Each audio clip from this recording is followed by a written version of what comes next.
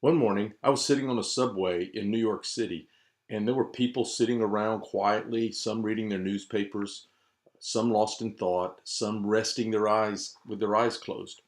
It was really a calm and peaceful scene. Then suddenly, a man and his children entered the subway car.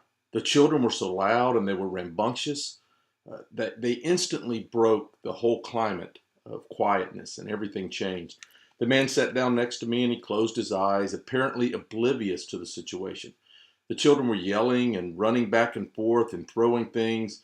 They were grabbing other people's papers. It was very disturbing. And yet, the man sitting next to me, he did nothing about it. It was difficult not to feel very irritated.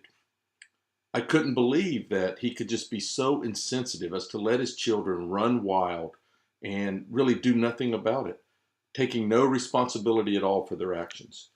It was easy to see that everyone else on the subway was feeling irritated as well.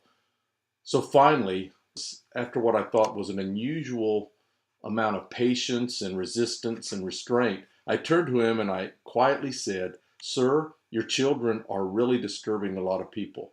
I wonder if you couldn't control them a little bit more."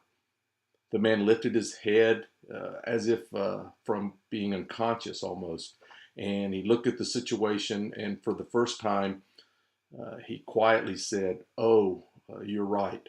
I guess I should do something about it. We just came from the hospital where their mother died about an hour ago. I don't know what to think, and I guess they don't know how to handle it either." Now, can you imagine how I felt at that moment? My paradigm shifted. Suddenly, I saw things differently. And because I saw things differently, I thought things differently. I felt things differently. I behaved differently.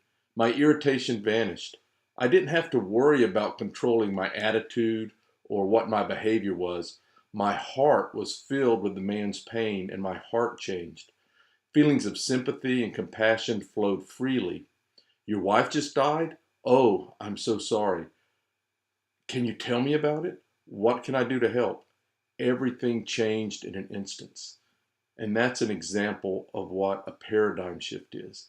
It's not working on the attitudes or the behaviors on the surface. It's changing what deeply happens or what you deeply think inside.